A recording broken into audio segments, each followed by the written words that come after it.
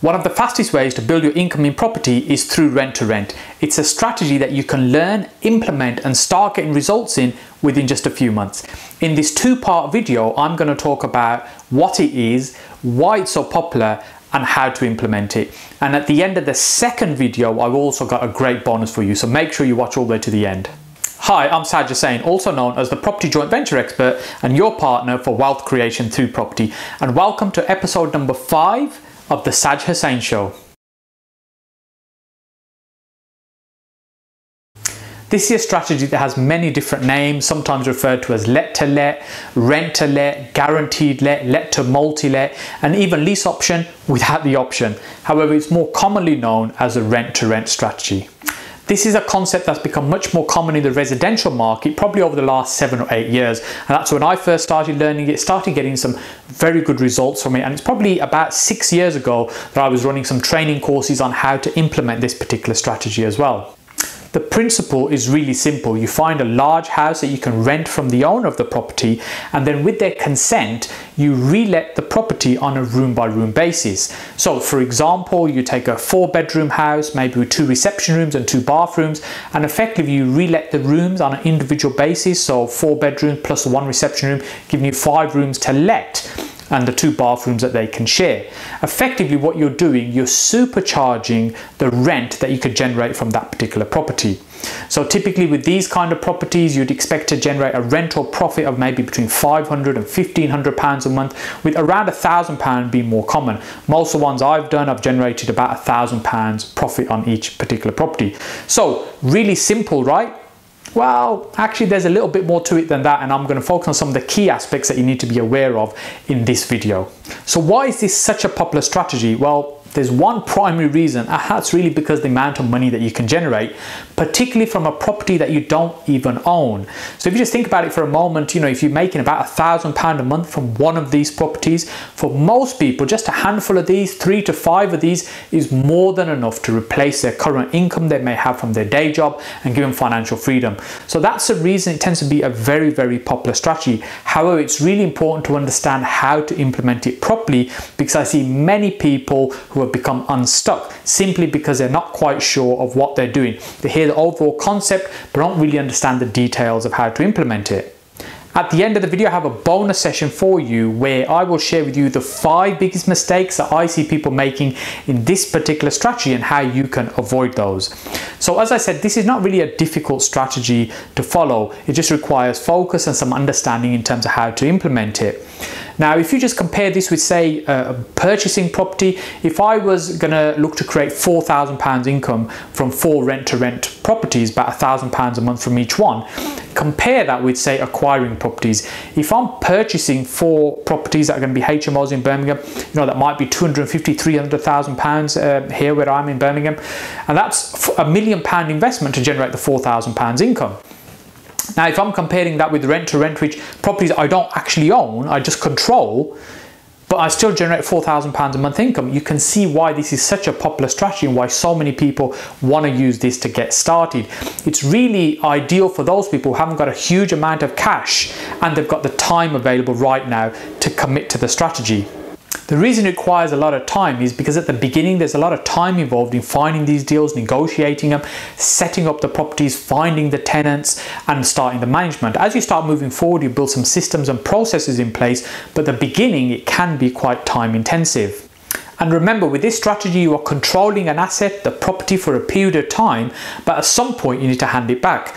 So ultimately, you're becoming a property manager where you're managing these other properties for a fantastic income, but at some point they need to be handed back. And I believe that this should be a strategy you should use as a stepping stone to move on to other things. So for example, if HMOs is your bag and you like the idea of creating these shared houses and the income that they can create, then once you've got a portfolio of rent to rents of a certain size that brings you a certain amount of income, I believe the next step should be then to look at starting to acquire these properties and look at how you can purchase some assets. So as your properties that you have on a rent-to-rent basis start dropping off, you've started to build up an income from assets that you now own. And I think that's the way this strategy should be used and how to implement it. So let's now talk about how to implement. So the first thing to be clear about is this is about HMOs. So you need to have some kind of understanding about HMO property, and all we're doing with rent to rent is we're controlling those properties in a different way as opposed to a traditional purchase. But ultimately it's still HMO, shared houses, shared accommodation, whatever you choose to call it. So you need to get some basic understanding about the rules and regulations of how to operate those in your particular area. You know, I did a video earlier, I think it was in episode number 3 around HMO, so make sure you go back to have a look at that as well. That'll give you a little bit more information about understanding the market. I'm making the assumption here that you've already done some research around your particular market in how to set them up. Are there any restrictions, for example, like Article 4, what type of tenants that you want to market yourself to, and what the typical price might be for the room. So I'm just making the assumption that you have that information, you understand that. If you need some more information on that, as I said, jump back to video number 3, have a look at that as well. The first thing I want to focus on is how you set about finding these properties. And the question that comes to most people's mind is actually, why would somebody give you a house in this particular way? Why would somebody who has a house that they can let themselves for more money, would they actually give it to you for you to be able to do that and make the difference and make that profit? Well, actually, there's many different reasons why somebody would do that. And a few of those might be, for example, there's some kind of motivation with the vendor, the owner of the property. What I mean by that is that they may be getting to a point where they've had enough managing properties. They could be at a point where they don't like the idea of some of the changes and regulations that's happening and what's involved. Or it could be they don't quite understand how to set up a house that's going to be running this particular way. They don't have the knowledge and the expertise to do that. Or sometimes some of the investment required to adapt the property to work in this particular way, they don't necessarily have that understanding either. And so I see all these as an opportunity of the type of people that you can acquire this type of property from. Now, my favorite one has really been tired landlords, and not just ordinary tired landlords, but landlords that have already running HMOs and now become tired. So let me give an example of what I mean. So a couple of my best sources have been landlords that have set up properties as HMOs for Pacific markets. And those may have been asylum seekers. There were some asylum seeker contracts going around some years ago, and a number of properties were converted to HMOs to accommodate that particular type of tenant. And as those contracts started to disappear, those properties were not left in the best of conditions, and then re-letting those properties to market is now more challenging. So that particular landlord had a property adapted because they could see a market that they could let it for. Now, as that market's disappeared, they're not necessarily aware or understand how to change their property to make it suit to a different market. So that's been one great category for me. Another one has been ex-student properties. So for example, around August, September, October, as the students are moving and into their next academic year or to a new university place, what you'll find is that's when the most activity is in terms of student accommodation being taken up. But what happens once the term starts, and if you've got a landlord that hasn't yet let their property, and that property's stuck, and now they're panicking, they've let to students for years and years and years, and now all of a sudden they've got a point where actually they can't let it to students. It might be because some of these new big tower blocks that are going up, purpose-built student accommodation, this is causing a bit of an oversupply in the marketplace. Their property maybe is getting a little bit tired and there isn't the demand there. So that's another category where someone might be stuck and they may be looking to have somebody else take on that headache and that particular property. So two examples of ones that I've really liked and found easy way to find these particular properties and work with owners. But there's many different ways to find it, and I'm going to go into some of these just now. So when we set about looking for these type of properties, there's really two routes to market. The first one is that you're going to the letting agent who has access to lots of properties, and they would help you find the property you're looking for. The second method would be direct to the owner of the property, i.e. direct to the landlord. So let's just talk about the route of going to the letting agent first. So it seems like a bit of an obvious choice. You're looking for a house to let. Where would you look? Well, actually go to the letting agents because they're the ones that have got the properties, right? Oh, it's a method that works. So let's just talk about how you would do that.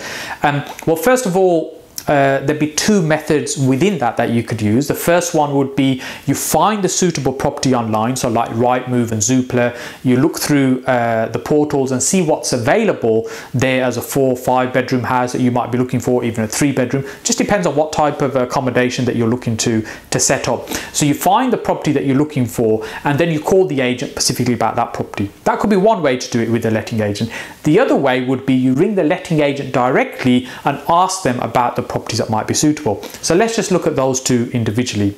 So with regards to finding a suitable property first, you need to work out, as I mentioned earlier, what type of location you want to be in, what the price points are going to be at the rooms, what figures are going to work for you, the room sizes, local regulation, and any additional licensing. All that information would be something you'd have and you'd understand, so that you can find the right type of property. So for instance, if you've got a 4 bedroom house, or one of the rooms is a box, and you can't let that room, then you need to discount it in the sense that it's not going to be one you're going to be able to have somebody living in, or it might be you package it up as a second room for somebody and give that to a particular tenant.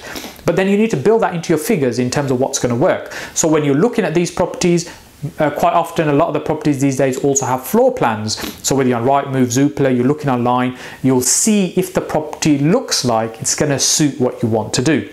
Then your conversation with the agent would be around asking to view that particular property. Now, some agents are very good at making sure they capture all your contact details and register you onto a database so that they can market to you going forward because you're looking for a house to let. Others are maybe a little bit more simpler in their approach and just look to try and arrange to book you in for that viewing. I think a great way to do this is just be clear that this is not for you, and maybe this is for somebody else. You're looking for a property, they've asked you to go and have a look. I think a really nice story is you've got a friend's daughter, a niece maybe, that's going to come up to the town or the city, and you're looking to find them a suitable place to live. So whatever it might be, and I'm not saying to you just lie. I'm just saying just express in a way that feels comfortable, and will then unravel how this goes going forward. So essentially you'd arrange to go and look at the property, and one of the questions that I would ask fairly early on of the letting agent, and I think this is really important, is find out whether they're doing a tenant find only or whether they're going to be managing the property going forward. So once somebody occupies that property as a tenant, going forward, are they going to be ringing the letting agent for any queries, or are they going to be in contact directly with the landlord? The reason for this is when you're having the conversation with the letting agent, you can structure the benefits around what you're doing based on whether they're going to be involved going forward once somebody's taken on that tenancy, or whether it's only up to the point of finding a suitable tenant and handing it over to the landlord. So quite a critical thing, I think, that's important to understand at the beginning, fairly early. So when you're speaking to the letting agent, you're asking for a viewing. I would just keep it really simple and say you've got 15 Acacia Avenue available to let. Is it still available? Great. When would be a good time for me to come and have a look at it? And just arrange to go and have a look at the particular property. Now, at the beginning, when you're starting out, I'd encourage you to look at lots and lots of properties, because there's a huge amount of benefit in that. It'll give you an idea and a flavour for how the houses are, how they're laid out, just kind of looking around the property, seeing what condition they're like, and just getting used to doing this. So when you're at the property with the agent, looking around, essentially what you're doing is utilising that time to build some rapport with them.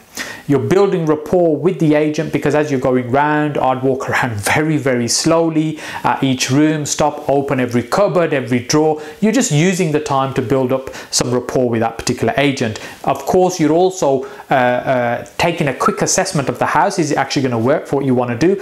And then maybe talk about the landlord, a little bit more about the landlord, try and find out what's important for them, i.e. the landlord, in terms of finding the right type of tenant for them. Now, depending on the person that's coming out to do the viewing, occasionally you'll get somebody who's not really in a position to give you that information, in the sense they don't actually know. They might be just the Saturday boy who just goes and locks the door. Hey, I'll go and have a look, and just get back in touch with the office, let them know what you think. Or it might be somebody from the agency who actually understands a little bit more about who the owner is, what they're looking for, and may be able to answer some of your questions. Now, you could talk about would they be interested in a long-term let with no voids? And that usually will capture the interest of many people. Now that term will work whether you're speaking direct to the owner of the property or whether you're speaking to the letting agent as well. Because ultimately, if you think about it, as a landlord letting a property, what's important? What's important is somebody that's in the property that's going to look after it. They're going to pay their rent on time. There's going to be minimal amount of voids, i.e. there's people not constantly moving in and out, and there's been gaps in between your rental income, and your maintenance is minimal as well. That's ideal for you if you're a landlord, an absolute perfect tenant. So you can position this as being a perfect tenant, i.e. somebody that will let the property for a long period of time, and there'll be minimal voids in between. Now, sometimes people talk about no maintenance or little maintenance. I'd save that for a little bit later. I wouldn't start talking about that right now. I'd use that as a negotiator a little bit further in terms of who's going to look after the maintenance. Now, just a quick tip for you, when I'm going around looking at properties, if I can see the house is in immaculate condition, I know it's a landlord that really cares about their property and has looked after that particular property. So if I'm taking on the responsibility of the maintenance, the reality is my costs are probably going to be quite low because it's already in great condition, right? However, if it's a property I can see it's in a real state and the handles on the doors are just being sellotaped on, and there's bits of carpet that doesn't quite reach the skirting boards, and there's gaps there, and you know, you can just tell that this is not a loved property. It's really that landlord just does not care, and it's just a cash cow for them that just brings money in, and they're not the kind of landlord that spends money on the property. Then I would probably take a slightly different approach with regards to maintenance. If I was picking up the maintenance responsibility in that particular property, the risk is my maintenance could be quite high every month, because there's going to be a lot of things that you don't see right now, but as you start using the house, they'll come up. There's problems with the heating, the radiators don't heat up properly, the electrics is a little bit dodgy, you know, the door handles fall off, you know, just silly little things as well. But all of it will cost you money and it will increase your maintenance costs. So this is something you can negotiate with the owner in terms of who's going to take care of that and how that's going to work. And sometimes you can have an allowance, say for example up to £50 repairs you'll do. Anything beyond that, they'll be responsible for that. So all these things are negotiable, but when you're looking at the property with the agent around the house, the purpose is you have a quick look at the house, you build some rapport with the agent, you get to learn more about the landlord. What is a landlord looking for? What type of tenant do they want? What's their expectations? And what's most important for them in terms of finding the right type of tenant? Now, I'm not suggesting you make an offer of any point there. At that point, really, it's just about going out, looking at the property and getting the information together, or a little bit of a fact-finding mission, as I sometimes call it. So if you're using letting agents as your method for finding these properties, one route would be, as I said, you go out, find the properties first, and then you arrange to view them through the agent. The other way to do it is you ring the agents in that area and ask them for certain types of properties. So you might ring them up and say, can you tell me, have you got any 4-bedroom houses in, you know, B1 in Birmingham, whatever it might be, and then what you're doing is try and see if they've got something suitable for you, and then what essentially you're doing is looking to explain the concept to them on the phone. So effectively you'll be talking about, so do you think that landlord might be open to a long-term let with no voids? Most likely agents can say, so how would that work and what does that mean? Now this depends on how skilled you are in terms of that conversation. Now if you want a script for some of these, you know, just ping me a message and you know, I can send that to you, the script that we've used in the past with agents in terms of how to get them to understand what it is we're doing. Because if you choose the route to be able to just sell it directly on the phone, it's important that you're using the right words and the right language in terms of how you're saying things or what things mean. So for example, a very common objection you'll get, oh, that's subletting. Now technically speaking, subletting is not actually illegal. However, it has a lot of negative connotations. Now, subletting is something you could do with the consent of the owner, as long as the paperwork's being set up correctly. Now, because it's seen as a fairly negative thing, most agents will not be supportive of that. So, for example, with regards to contract types, my mind has now gone blank, and I'll come back to you on that in a moment when I remember it, in terms of the contract types that some of the agents are more familiar with. Then what it is you can do is you'll effectively using language and words that they're familiar with and then they like, as opposed to ones that they may not like. So subletting is something that they're not going to like at all, and it's not going to be something that's going to work for them. So if you're looking to speak to them directly on the phone, you need to make sure you have a script, not a script word by word, but a bullet points in terms of kind of things you want to talk about before you go out to the viewing. The other way is you find the properties first, then you go to do the viewing with the agent, you build rapport with the agent this way. Now be prepared for lots of rejection. It's just the way it is. Most agents will say no, landlords will say no. Either they don't get it, or they don't quite understand it, or they're fearful. Now if you think about it, what is it that they're fearful of? Well, ultimately, when it comes to the agents, they're fearful primarily of being cut out and losing their fee, their income. If you're coming in to manage the property, well, hang on a minute, that's their role. Isn't that what they're paid to do? If you're going to do that, where does that leave them? Are you going to get pushed out the equation? So this is primarily what they're fearful of. Then there's also the fear of they might lose control of what's going on in the house, i.e. who the tenants are, who's in the house, how's the vetting of that happening. There's the fear of that, you know, it's going to be a drug den, there's going to be 27 people living in it. You know, all these are the things that might be building up in their mind. And really the skill for you is to be able to deal with all those objections. As I said, there'll still be lots of rejection. You just need to be prepared for that and accept that it's just not going to work for all agents and all landlords. I've remembered the contract type I was talking about earlier on that agents would be familiar with, and that's a corporate let. A corporate let is where a company or a business lets a house and then they're occupied by their employees. So sometimes it's not necessarily that you'd be doing a corporate let, but when you're using language like that, it's something that they're going to be familiar with. So let's now look at the alternative way of finding these properties. So we talked about going through the agents. The alternative way is going directly straight to the owner of the property. So how do we find these particular landlords? How do we find the landlords? Normally it's something that the letting agents are doing. The landlords will go to a letting agent to find tenants as opposed to anywhere else. Well, there's still ways you can go directly to the owner. One of the common ways is that you can put an advert out, just like a letting agent would, looking for a landlord. So for example, you know, if you've still got local newspapers that get used in the property section there, you might have a little advert that runs that says something along the lines of wanted 3 or 4 bedrooms houses to rent in this part of Birmingham, desperately needed, cash waiting, something like that. I like using the word desperate because it gives the impression that you are really eager to do business. And what ultimately it should be is this is just a way for somebody to pick up the phone and start a conversation with you. And that's the way you should treat some of this marketing.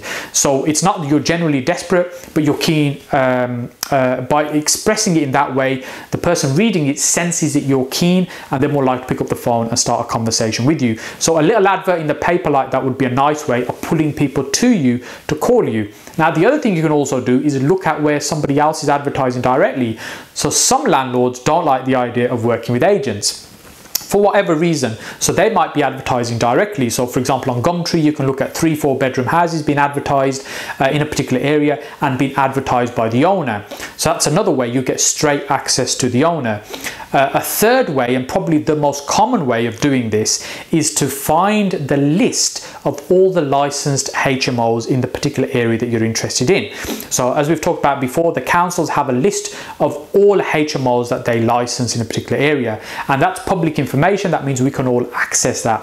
Now some of the councils are not so happy with sharing this information. Sometimes they remove some of the data that's within that list, and sometimes they'll give you a minimum amount of information which really won't be useful. There's also things like the Freedom of Information Act that you can use to try and pressurize the authority to release some of that information to you. Some will, some won't. So this is something you're just going to have to see and try and how it goes.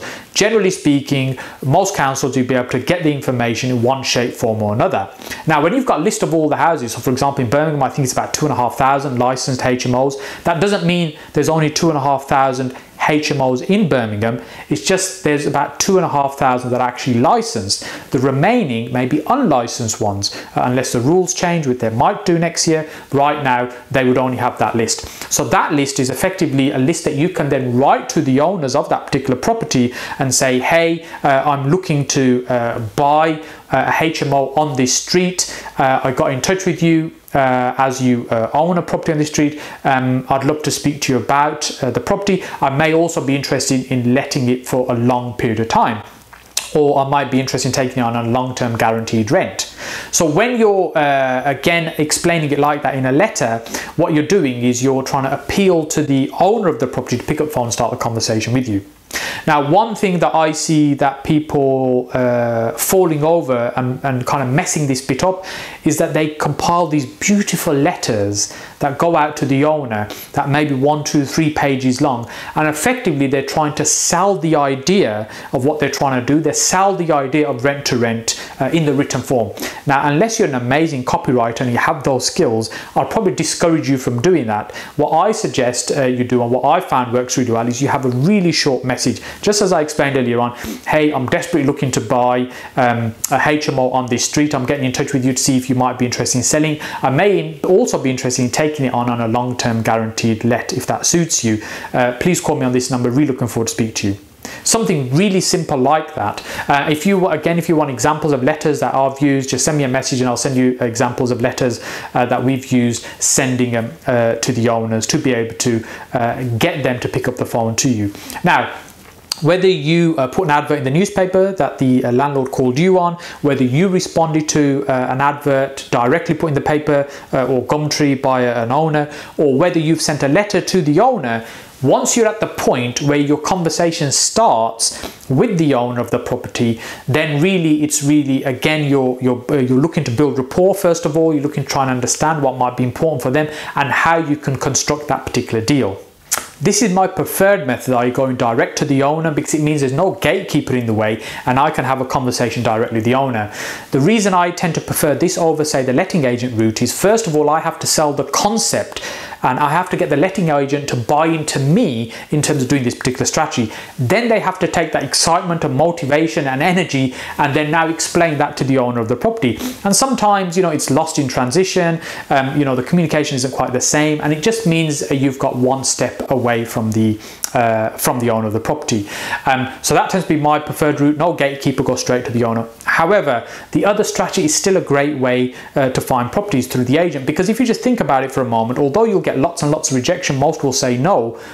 But if you get an agent on board, which you will once you've been persistent with this particular strategy, and an agent gets it, they are now your best friend in finding these deals for you. Once they realize actually they just need to find the right type of house, they pass to you, you take care of everything else, they do very little work and they get paid.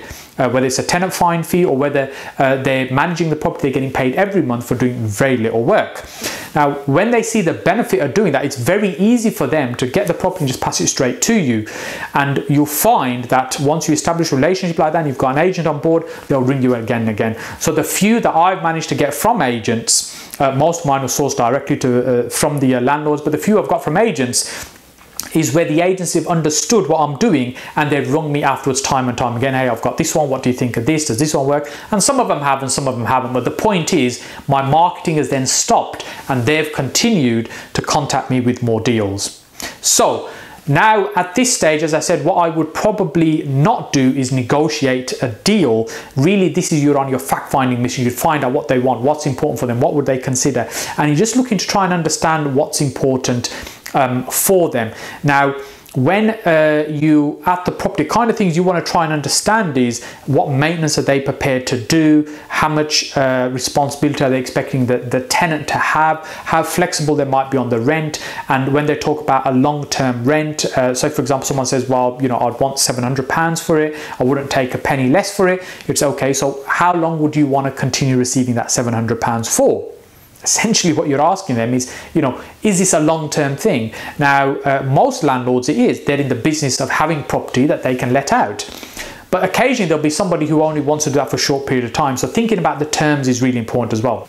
So that's the end of part 1, and in the next episode, part 2, I'll be talking about the numbers, breaking them down, analysing the numbers, and also the really important aspect of which contracts you need to use when putting together these type of deals. So make sure you look out for that, and I hope you found this training useful. In fact, if you want more like this, please make sure you subscribe, hit the subscribe button, and you'll get notified of similar videos to this. And in the comment section below, you can let me know what it is that you found most useful in this video, and I look forward to seeing you on the next one.